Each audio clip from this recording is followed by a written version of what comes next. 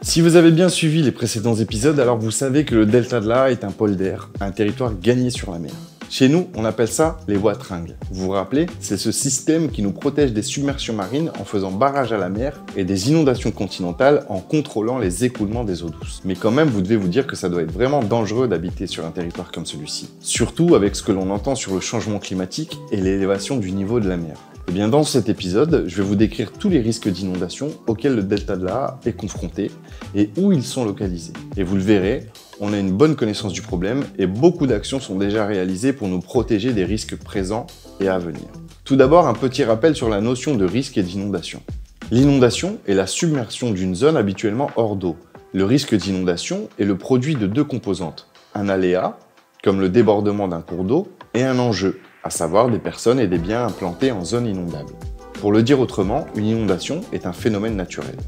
Le problème, c'est quand il y a des habitations ou des activités économiques dans des secteurs réputés inondables.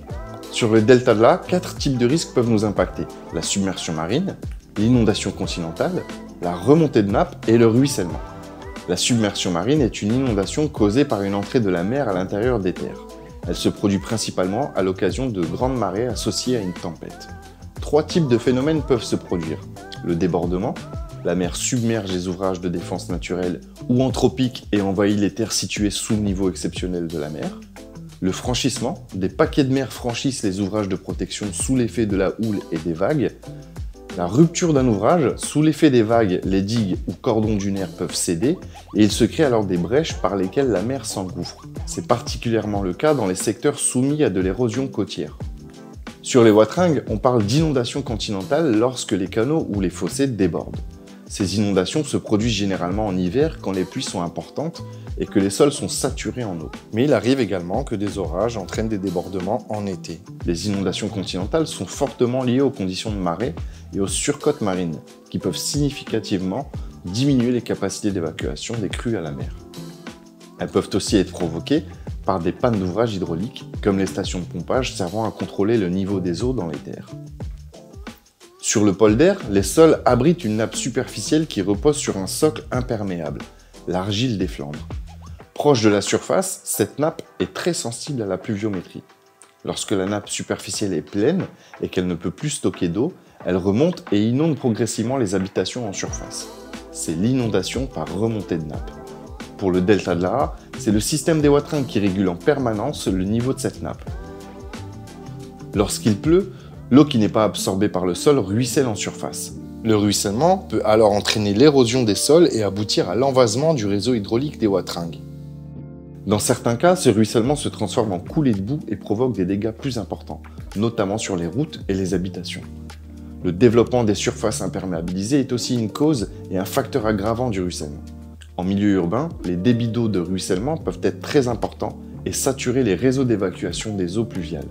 Le débordement s'effectue alors en empruntant les rues, avec des vitesses et des hauteurs d'eau variables.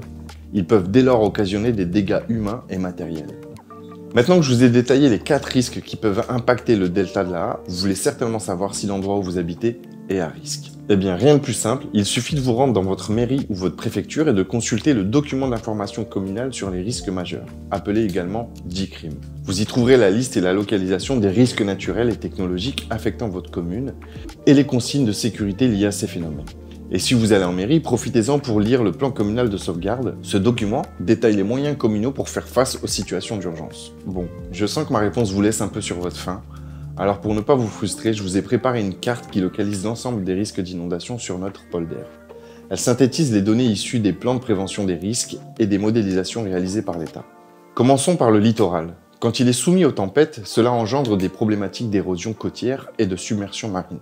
Viennent ensuite les zones basses de la plaine des wateringues. Lorsque le réseau d'évacuation est saturé ou en cas de panne d'ouvrage, les eaux pluviales peuvent s'accumuler dans les points bas. Suivent les zones de pied de coteau. Ces secteurs en rupture de pente reçoivent les eaux de ruissellement des collines de Flandre intérieure et du Calaisis. Et enfin, le marais audomarois. Les niveaux d'eau y montent au gré des crues de l'Aa et des conditions d'évacuation générale des eaux à l'aval de Watt. Vous avez l'air surpris. C'est vrai que dans les médias, généralement, quand on nous parle de risques sur les wateringues, on nous sort systématiquement cette carte-là, où l'ensemble du polder est sous l'eau. Eh bien, c'est un peu plus compliqué que ça. Cette carte ne tient pas compte des ouvrages de protection et des particularités de notre polder. Alors oubliez cette carte et reportez-vous plutôt sur celle-ci. Elle traduit la réalité du terrain et elle est validée par les scientifiques et les autorités publiques. Bon, connaître les zones à risque, c'est bien, mais vous voulez certainement savoir ce qui est fait pour qu'on ne soit pas inondé. Eh bien, tous les acteurs du territoire sont mobilisés dans le cadre du programme d'action et de prévention des inondations du delta de l'Aa et agissent pour limiter les risques. Le réseau hydraulique est entretenu, le système de pompage est optimisé, nos digues sont réparées et renforcées, les villes sont désimperméabilisées, on interdit l'implantation de nouvelles constructions dans les zones inondables et bien d'autres actions encore. Mais attention, le risque zéro n'existe pas, nous l'avons bien vu lors de l'événement extrême que nous avons connu à la fin de l'année 2023. Il est donc important de se préparer également à la gestion de crise en cas de défaillance du système et d'adapter les wateringues au changement climatique. En résumé, nous vivons sur un polder, il est concerné par plusieurs risques d'inondation, nous connaissons les secteurs les plus sensibles et tous les acteurs du territoire travaillent main dans la main pour assurer la pérennité du système avec un objectif, continuer à vivre et à se développer sur le delta de l'Aa. Maintenant que vous savez quels sont les risques auxquels le delta est confronté et où ils sont localisés, je vous invite à découvrir notre prochain épisode, quelles ressources en eau sur le delta de l'Aa.